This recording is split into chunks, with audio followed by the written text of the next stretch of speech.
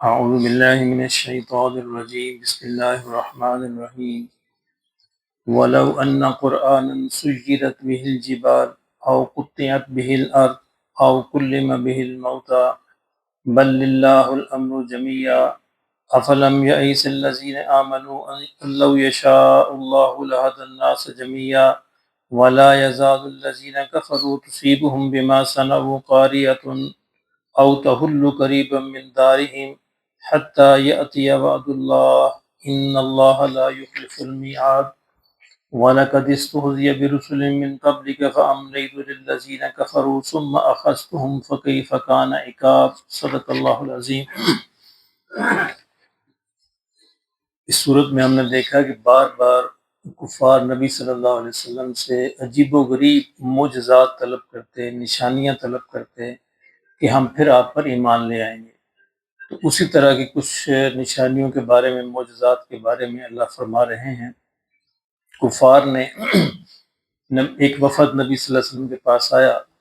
اور انہوں نے کہا حضور صلی اللہ علیہ وسلم سے کہ دیکھیں مکہ کی زمین بڑی تنگ ہے، بڑی چھوٹی سی زمین ہے، چاروں طرف پہاڑ ہیں، تو آپ ایسے کیوں نہیں کرتے کہ پہاڑوں کو کہیں دور ہٹ جائیں؟ تو یہ کہتے ہیں نا پہاڑ چلتے ہیں، اور پہاڑ داؤد علیہ السلام کی آواز کے ساتھ جو ہے وہ جھومتے تھے اور چلتے تھے، تو آپ بھی تو پیغمبر ہیں، آپ کہتے ہیں پیغمبر ہیں، تو آپ یہ کریں کہ ان پہاڑوں کو دور کر دیں مکہ سے، تاکہ ہماری زمین کھلی ہو جائے اور شہر بڑا ہو جائے۔ ایک مطالبہ یہ کیا۔ دوسرا مطالبہ یہ کیا کہ آپ ایسے کریں کہ ہمیں سفر کرنے پڑتے ہیں یمن کے، شام کے، دوسرے علاقوں کے، تو آپ زمین کو سکیڑ دیں، ہمارے لیے سفر جو ہے آسان ہو جائے۔ یہ کون سا مشکل آپ کے لیے؟ آپ کہتے ہیں نا آپ پیغمبر اللہ کے۔ دیکھیں یعنی ان کی عقل دیکھیں اور ان کی بدتمیزی یہ دیکھیں۔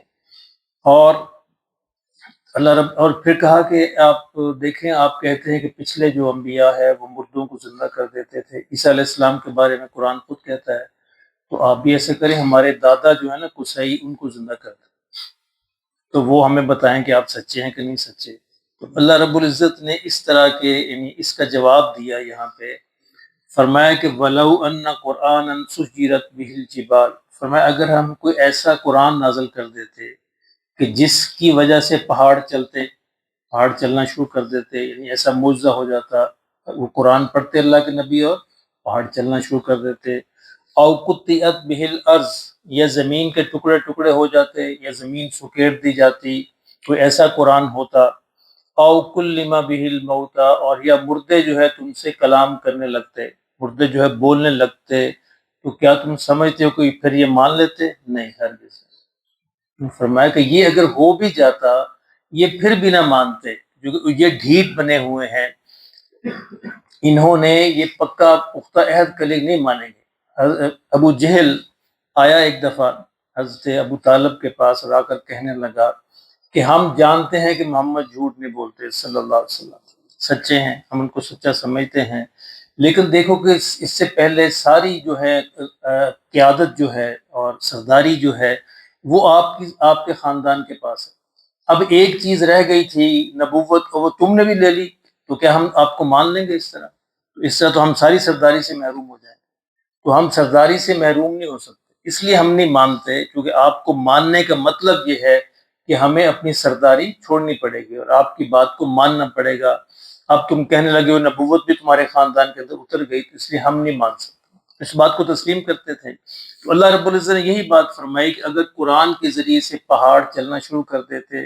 زمین جو ہے اس کے ٹکڑے ہو جاتے، اور یا مردے بولنا شروع کر دیتے،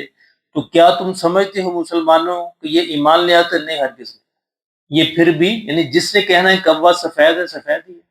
اس کے سامنے جو مرضی آپ کہتے رہیں تو اس کو کہنا ہے کوا سفید ہے۔ تو یہی حال قریش کا تھا کہ ساری دلیلیں، ساری باتیں ان کے سامنے موجود تھیں، اس لیے روزانہ نئے مطالبات لے کے آ جاتے تھے۔ فرمایا یہ بالکل ایسا نہیں ہوگا، بل للہ الامر جمیعا، آپ اپنی ڈیوٹی جو ہے ادا کرتے رہیں، آپ کے ذمے اس طرح کے معجزے دکھانا نہیں ہے، اس طرح کی باتیں دکھانا نہیں ہے، یہ سارے کے سارے کام تو اللہ کے ذمے ہیں، اللہ چاہے گا تو ہو جائے گا، نہیں چاہے گا تو نہیں ہوگا، آپ مطمئن رہیں، بل للہ الامر جمیعا، یہ سارے کے سارے امور جو ہیں یہ اللہ ہی کے ذمے ہیں۔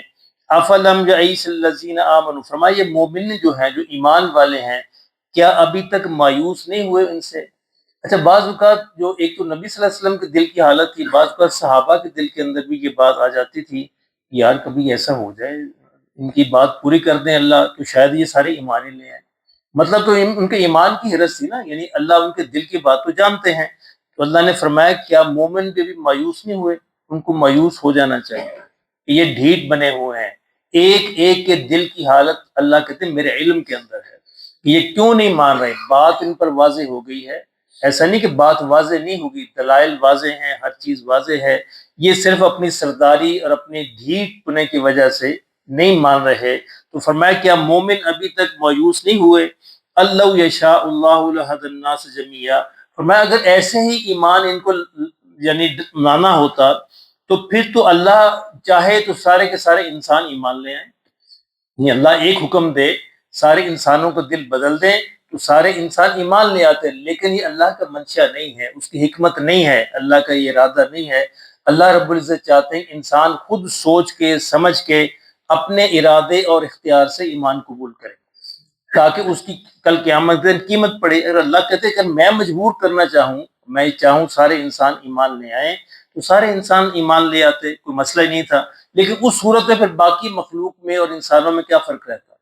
فرشتے بھی سارے مجبور ہیں، وہ سارے کے سارے ایمان رکھتے ہیں، باقی مخلوق بھی مجبور ہے۔ اس لیے فرمایا کہ ہمارا یہ منشا نہیں ہے انسانوں کو پیدا کرنے کا، ہم یہ چاہتے ہیں کہ انسان اپنی مرضی سے، اپنے ارادے اور اپنے اختیار سے ایمان لائیں۔ وَلَا يَزَالُ الَّذِينَ كَفَرُوا تُصِيبُهُم بِمَا صَنَعُوا قَارِعَةٌ، فرمایا یہ جو کافر ہیں، یہ مکہ کے قریش کے بارے میں بات ہو رہی ہے، فرمایا ان کے سارے کافروں کے بارے میں بات نہیں ہو رہی، فرمایا یہ جو کافر ہیں ان کو کوئی نہ کوئی مصیبت اللہ کی طرف سے پڑتی رہے گی، کوئی نہ کوئی آفت ان پر آتی رہے گی، تنبیہ کے طور پر کہ شاید یہ سمجھ جائیں، کہ شاید یہ سمجھ جائیں، او تحل قریبا من دارہم، اور یا ان کی بستیوں کے ارد گرد اللہ کوئی نہ کوئی مصیبت بھیجتا رہے گا ان کی تنبیہ کے لیے تاکہ یہ سمجھ جائیں، حتی یأتی وعد اللہ، فرمایا یہاں تک کہ اللہ کا وعدہ آ جائے۔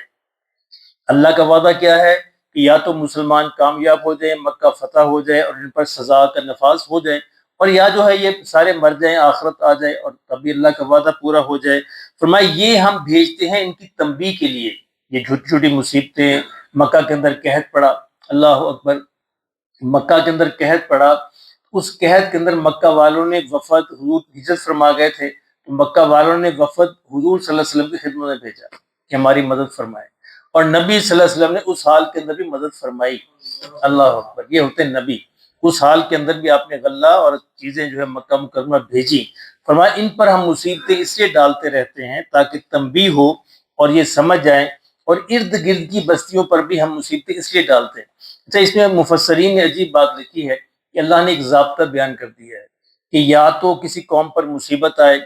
اور یا کسی قوم کے قریبی جو قوم ہے، قریبی بستیاں ہیں، ان پر مصیبت آنے کا مطلب بھی یہ ہے کہ ساتھ والی بستیاں سمجھ جائیں، ان کو تنبیہ ہو جائے، وہ استغفار کر لیں، وہ اپنا رخ جو ہے بدل لیں، اللہ کی طرف کر لیں۔ اللہ یہ مصائب جو ہے، مصیبتیں جو ہیں، آفات جو ہیں، یہ اللہ اس لیے بھیجتے ہیں کہ انسانوں کو تنبیہ ہو جائے، انسان اپنا رخ بدل لیں، لیکن آج کل ایسا نہیں ہو رہا۔ یعنی پرانے زمانے میں، ہمارے بچپن میں یاد ہے، اگر کبھی سرخ آندھی آتی ہے، سرخ آندھی، تو پورا شہر اور محلہ ڈر جاتا اور لوگ استغفار کرنے لگے، اب پتھر برسے کسی کو پرواہ نہیں،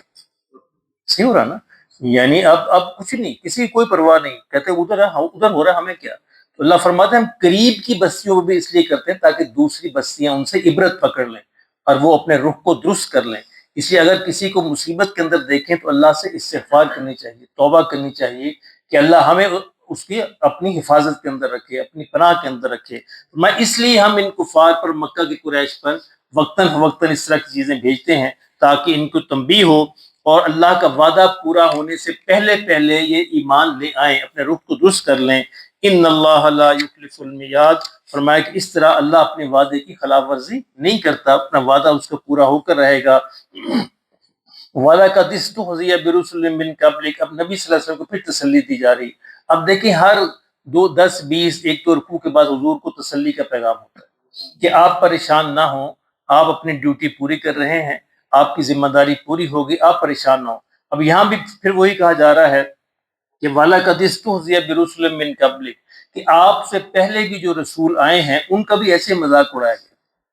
تو آپ اس پہ پریشان نہ ہوں۔ فَأَمْلَيْتُ لِلَّذِينَ كَفَرُوا، فرمایا پھر ہم کافروں کو اس مذاق اڑانے پر ڈھیل دیتے ہیں، ہم ان کو پکڑتے نہیں، ہم ان کو ڈھیل دیتے ہیں، ان کی باغ جو ہے کھلی چھوڑ دیتے ہیں تاکہ وہ اور آگے بڑھیں۔ ثُمَّ أَخَذْتُهُمْ، پھر ہم ان کو پکڑ لیتے ہیں۔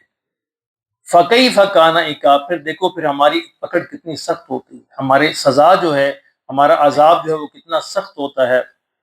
اچھا، ان ساری آیات کے اندر آپ غور کریں تو اللہ رب العزت نے بجائے اس کے کہ معجزات یا اس طرح کی چیزیں نازل فرماتے، اللہ نے بار بار اس بات پر زور، نہیں غور کرو،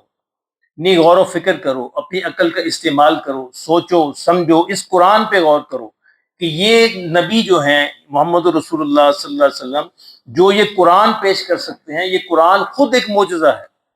یعنی 40 برس وہ آپ کے اندر رہے اور 40 برس ایک شعر بھی ان کی زبان سے ادا نہیں ہوا،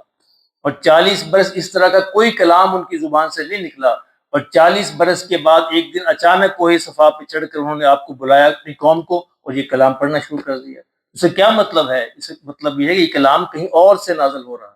تو اللہ نے بار بار اسی بات کی دعوت دی ہے کہ اس طرح کے معجزے، اس طرح کی باتوں کے پیچھے نہ پڑو، قرآن پہ غور کرو، اپنی عقل کا استعمال کرو، تدبر کرو، غور و فکر کرو، تو تمہیں اس بات میں کوئی مشکل پیش نہیں آئے گی کہ یہ بھی اللہ کے رسول ہیں اور قرآن اللہ کا کلام ہے، اور اللہ کے حضور ایک دن ہم سب کو پیش ہونا ہے۔ تو اللہ پاک ہمیں بھی غور و فکر کی عادت ڈالے۔ اصل چیز یہ ہے۔